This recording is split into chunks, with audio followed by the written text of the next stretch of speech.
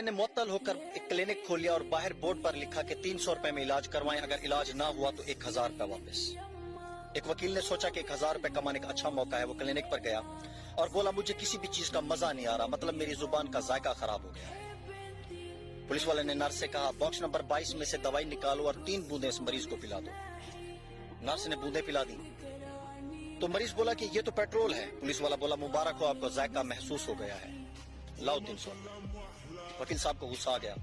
کچھ دن بعد پھر واپس گئے پرانے پیسے وصول کرنے کے چکر میں، تو ڈاکٹر صاحب سے بولے کہ ڈاکٹر صاحب میری یادداشت کمزور ہو گئی ہے۔